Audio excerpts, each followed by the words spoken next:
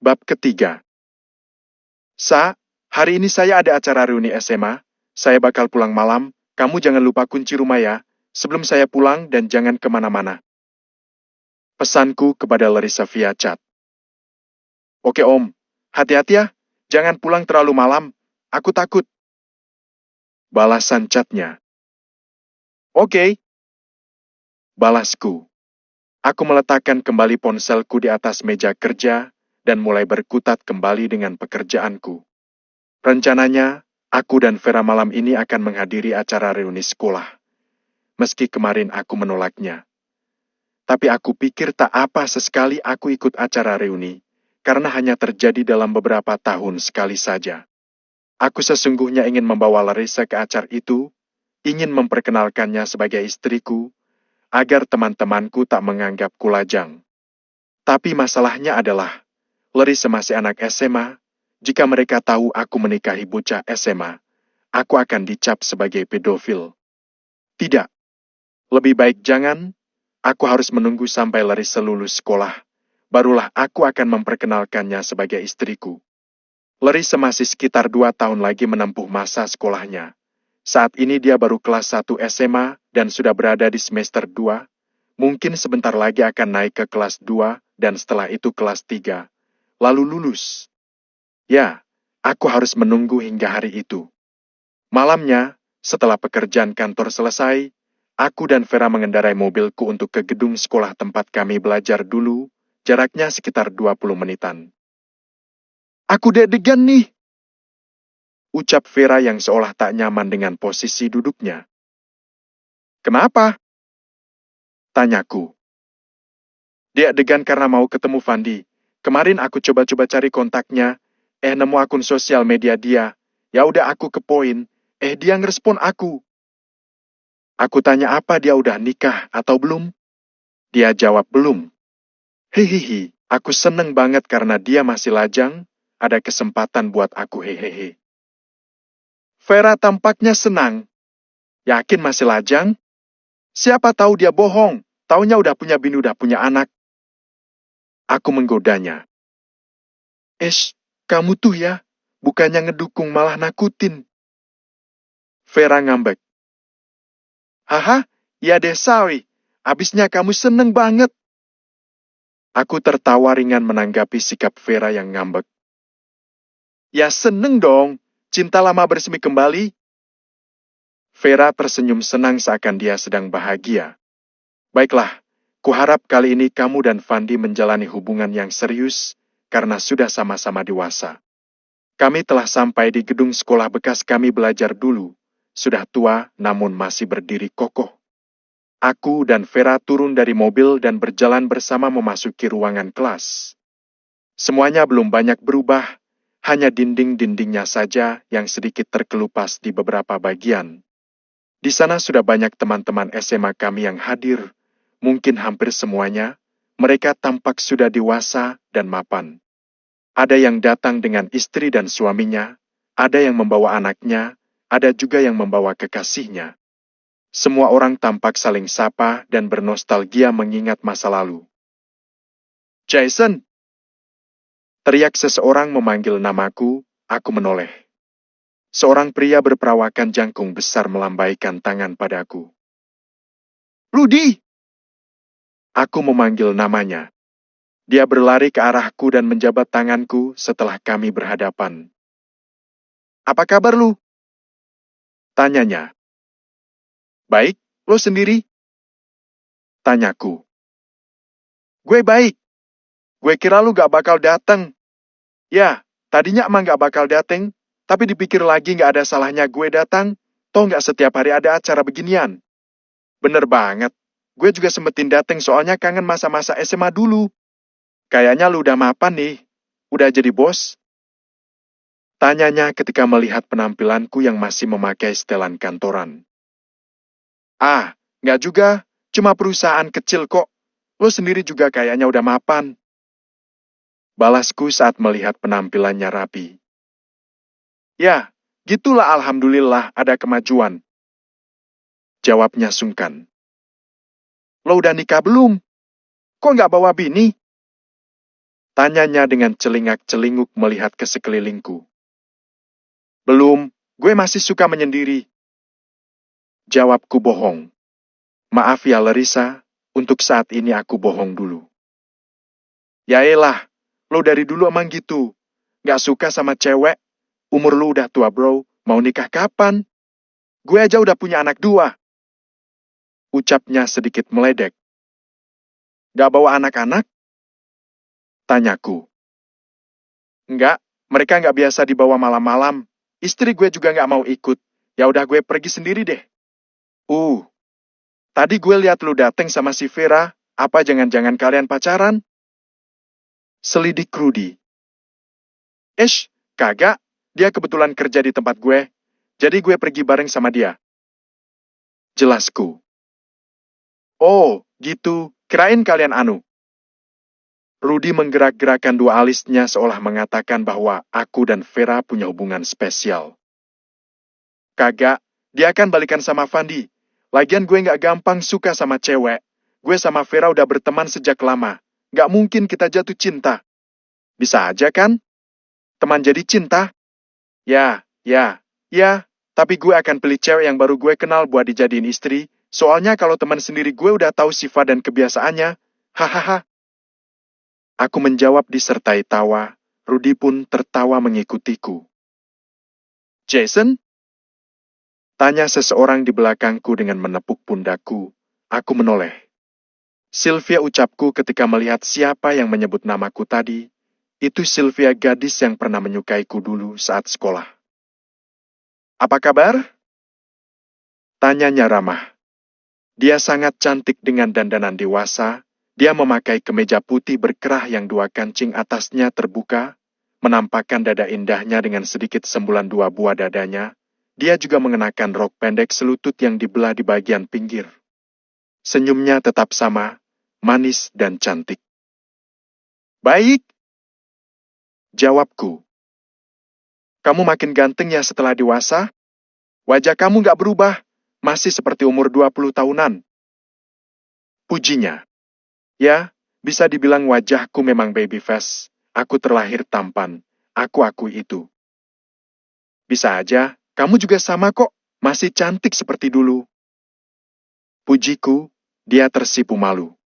Aku menatap tubuh indahnya dari atas sampai ke bawah.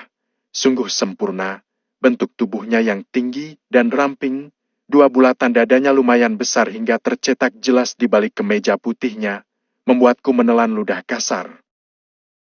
Jason, kamu udah nikah? Tanya Sylvia. Belum kepikiran. Jawabku bohong lagi. Sama dong, aku juga belum. Balasnya malu-malu. Ah, iya. Aku mengerti maksudnya. Mau minum? Tawar Sylvia menunjuk ke arah minuman di meja. Boleh! Jawabku, dia pun mengambil 2 gelas jus untuk kami dan memberikannya 1 untukku. Thanks, ucapku, dia tersenyum. Kenapa acaranya diadakan malam? Tanyaku. Nggak tahu, katanya supaya lebih seru aja. Kalau siang kan pada sibuk, bakalan jarang yang dateng. Jelasnya, aku mengangguk. Tampaknya ini hanya reuni murid saja. Tak ada guru dan wali kelas yang datang.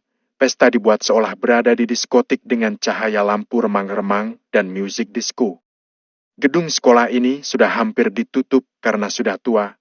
Jadi wajar jika tak ada larangan mengadakan pesta di sini. Banyak yang menari bersama pasangannya. Ada juga yang menari dengan anaknya. Sementara aku hanya sendiri. Sylvia mengajakku menari bersamanya tapi aku enggan. Aku tak suka menari. Aku memilih untuk duduk saja melihat mereka. Aku kembali memperhatikan Sylvia yang menari dengan lincahnya, menggerakkan tubuhnya yang indah. Apalagi bagian dada dan bokongnya itu sangat menonjol, membuatku merasakan sesuatu yang aneh dalam tubuhku. Aku tahu, jiwa lelakiku bangkit, aku tak boleh membiarkan diriku terjebak dalam kesalahan. Meski Larissa hanya anak SMA tapi dia istriku. Aku harus menghargainya, aku tak boleh mengkhianatinya dengan menyukai wanita lain, apalagi Sylvia. Aku tahu masa lalunya, Larissa lebih baik darinya. Aku bangkit dari dudukku, aku mencari Vera namun tak bertemu. Aku memutuskan untuk pulang saja. Aku tak tahan di sini. Aku bisa saja terjerumus karena melihat keindahan tubuh Sylvia yang seolah menggodaku. Aku pun pergi dari tempat itu tanpa berpamitan kepada siapapun. Aku melajukan mobilku cepat untuk segera sampai di rumah. Lebih baik aku pulang dan tidur saja daripada terpesona melihat Sylvia. Bisa-bisa aku malah terjebak dengan cinta terlarang setelah mendengar ucapannya bahwa dia juga lajang. Aku tahu maksudnya. Meski aku menyukai lekuku tubuhnya, tapi aku tetap tak menyukainya. Bagiku dia hanyalah gadis murahan yang suka digerayangi banyak pria. Tak lebih dari sekedar jalang. Aku telah sampai di rumah. Segera saja aku masuk setelah membuka kunci dengan kunci duplikat yang aku bawa setiap pergi.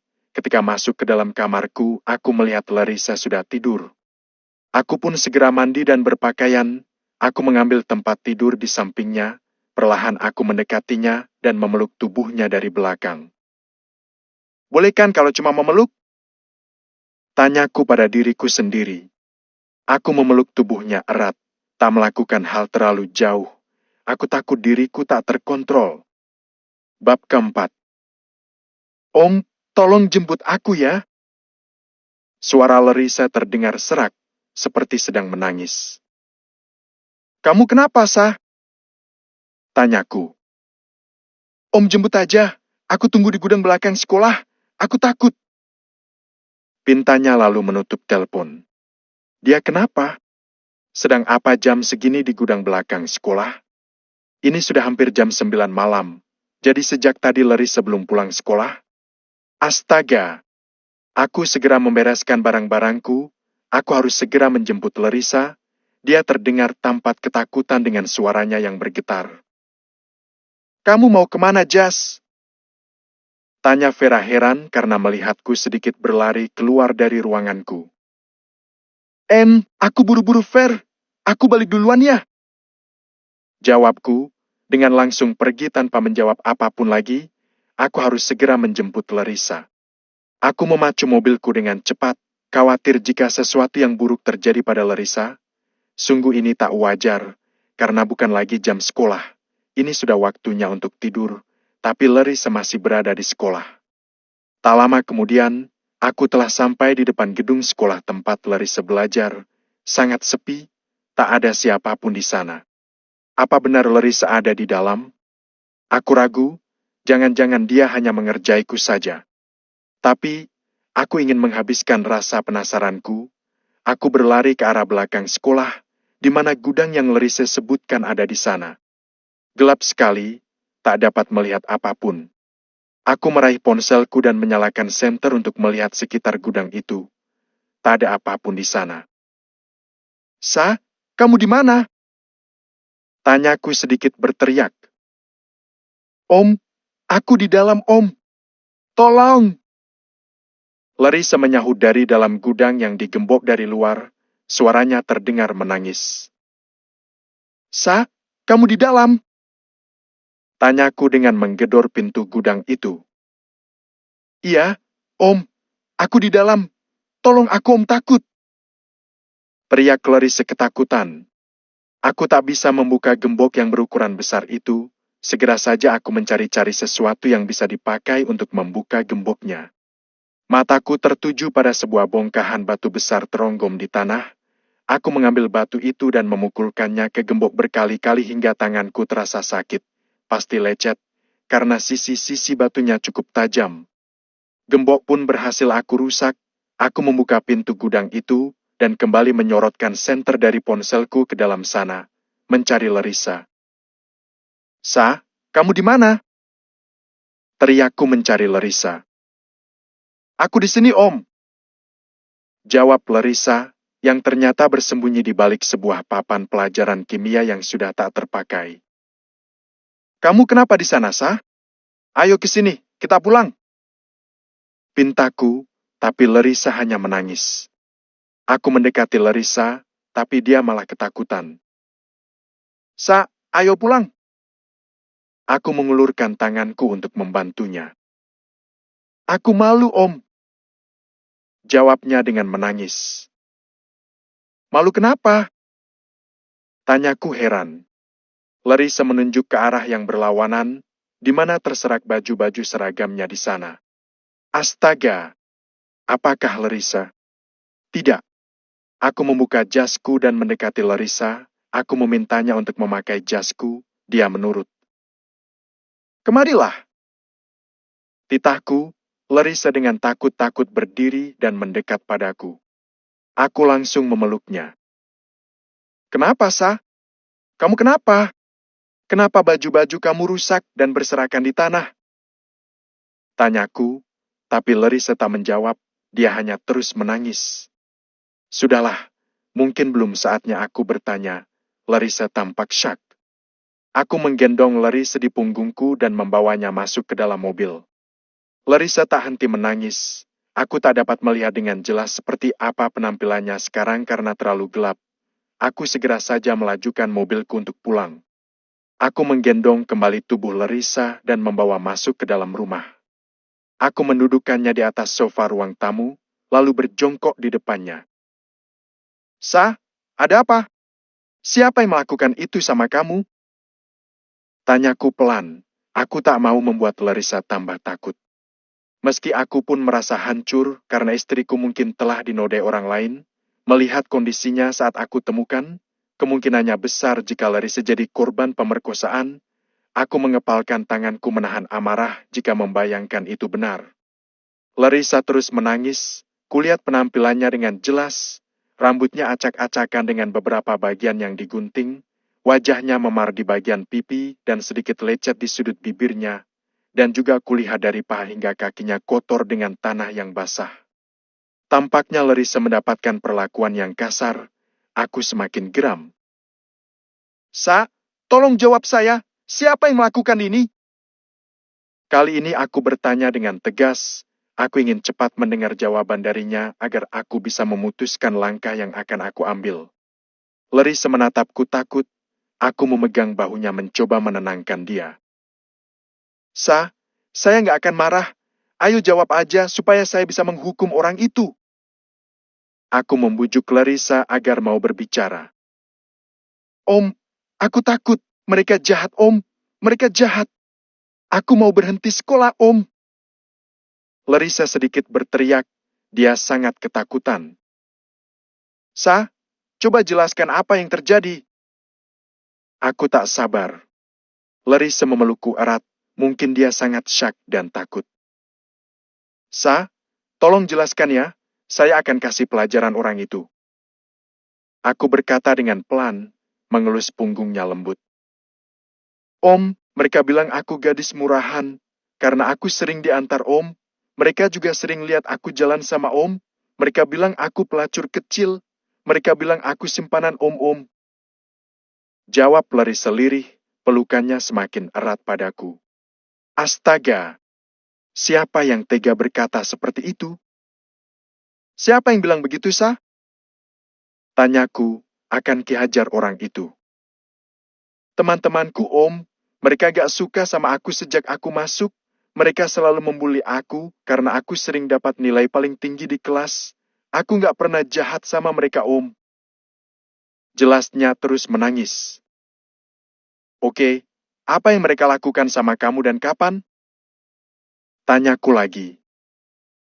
Tadi, setelah kelas bubar dan semua orang udah pulang, mereka menyeret aku ke belakang sekolah. Mereka membawaku ke gudang. Di sana aku dipukuli, Om. Wajahku ditampar beberapa kali. Ada yang pukul perutku juga sampai rasanya perutku kayak dikoyak, Om. Sakit banget. Mereka menelanjangi aku juga merusak baju seragamku dengan gunting. Terus mereka menggunting rambutku. Meski aku memohon buat dilepaskan, tapi mereka nggak mau dengar, Om. Mereka merundungku sampai sore. Aku kesakitan, Om. Seluruh tubuhku sakit. Jelas Larissa membuat hatiku tersayat mendengar penjelasannya. Larissa terus menangis sambil menjelaskan yang terjadi padanya. Jadi, kamu nggak diperkosa? Tanyaku tiba-tiba.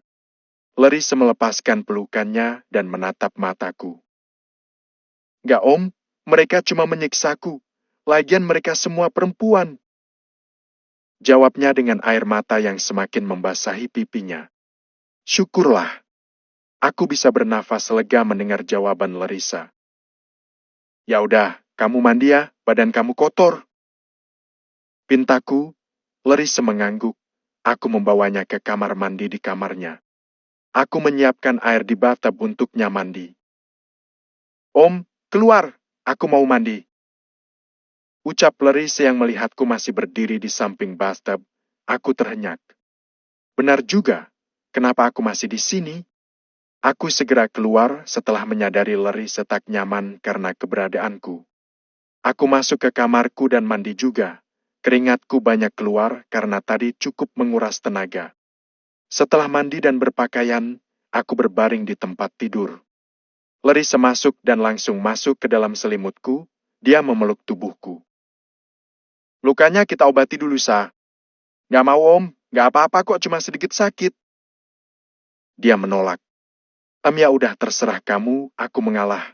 Karena memang lukanya tak parah. Hanya memar dan luka kecil di sudut bibirnya. Om, makasih. Ucapnya pelan. Aku mengelus rambutnya lembut.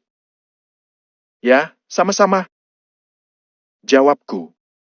Tampaknya tak ada rasa canggung lagi dalam diri Larissa terhadapku. Dia sering memelukku sekarang. Dia bahkan tak sungkan mencium pipiku saat aku mengantarkannya ke sekolah. Tak jarang juga aku merasa sepi saat Larissa tak tidur di kamarku. Ah, apakah aku jatuh cinta pada bocah SMA ini? Gadis yang kuanggap sebagai anak kecil ini tampaknya berhasil mencuri hatiku. Yang aku rasakan terhadapnya memang berbeda. Tak seperti saat aku menikahinya. Rambut kamu besok kita potong ya? Jelek banget. Ledekku. Larissa mendongak menatapku. Ya om. Jawabnya. Setelah itu, kita ke sekolah. Kita adukan pembuli kamu biar dihukum. Aku nggak mau ikut om. Aku takut. Takut apa? Kan sama saya. Pokoknya nggak mau ikut, Larissa tetap menolak. Ya udah, siapa aja tadi yang bully kamu? Aku ingin tahu nama-nama anak yang membuli Larissa. Stephanie, Farhana, Dalisa sama Marina. Jawabnya. Oke, waktunya tidur. Aku menarik selimut agar menutupi tubuh kami. Om, aku lapar. Ucapnya saat aku hendak menutup mata. Lapar? Tanyaku. Iya om, aku terakhir makan tadi siang di jam istirahat. Aku belum makan apa-apa lagi karena dikurung di gudang. Saya lupa, Sa. Ya udah ayo makan dulu. Masih ada mie instan kan? Saya masakin. Aku mengajaknya keluar dari kamar menuju dapur untuk memasak mie instan untuknya. Aku lupa jika Larissa terkurung di gudang itu seharian, mana bisa dia makan? Dasar bangsat-bangsat kecil itu, berani-beraninya membuli Larissaku. Tanganku mengepal. Aku menatap Larissa yang sedang menunggu di meja makan, gadis yang malang. Teman-temannya pasti mengira jika Laris adalah gadis simpanan om-om karena sering jalan bersamaku. Mereka tak tahu jika kami adalah suami istri. Meski begitu, tetap saja mereka tak pantas melakukan hal sejahat itu kepada Larissa. Makan dulu, aku menyodorkan semangkuk mie instan kepada Dani. Dia menerimanya. Makasih om. Ucapnya dengan mengulas senyum. Ah, senyummu itu selalu terlihat manis. Larissa memakan mie buatanku dengan lahap. Mungkin dia sangat lapar. Aku membiarkannya makan tanpa mengganggunya.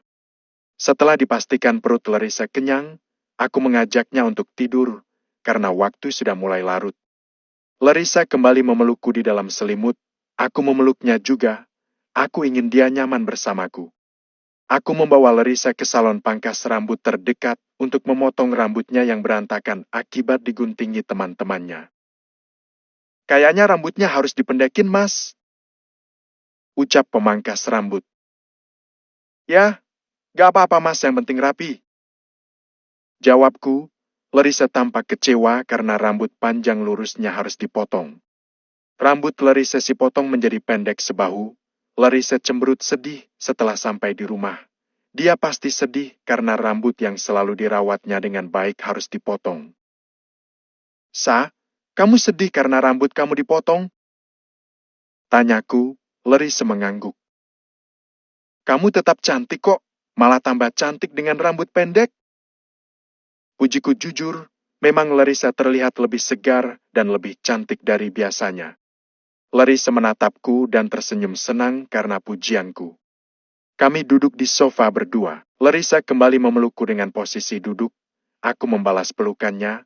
Aku suka saat dia memelukku. Sa, bisa nggak kamu jangan panggil saya Om? Kesannya saya tua banget. Saya baru umur 29 loh. Cuma beda 12 tahun sama kamu. Pintaku, jujur saja aku merasa sangat tua dengan panggilan Om darinya. Kan Om memang lebih tua, apa harus aku panggil ayah? Candanya kembali tersenyum. Astaga, apa saya setua itu? Tanyaku. Enggak kok, Om ganteng, seperti opa Korea. Tapi gak enak aja kalau aku panggil Om dengan sebutan lain, takut gak sopan. Jawabnya. Benar juga, Larissa gadis yang sopan, dia pasti canggung jika memanggilku dengan sebutan lain, mengingat umur kami yang jauh. Ya udah, panggil kakak aja, lebih enak, jadi saya kayak anak muda. Pintaku. Kalau panggil kakak kan umur Om jauh banget sama aku, gak cocok. Ledeknya. Astaga, terserah kamu aja deh. Jawabku kesal. Larissa cekikikan menertawakan aku senang dia kembali ceria seperti biasa. Saya harus ke sekolah dulu, saya mau mengadukan pembulian kamu kemarin. Aku hendak bangun, tapi Larissa menahanku. Aku ikut ya, tapi tunggu di mobil. Pintanya. Ya udah, ayo. Jawabku, dia dengan senang menggandeng tanganku dan berjalan bersamaku. Sungguh, kami seperti dua sejoli yang sedang jatuh cinta. Bab kelima.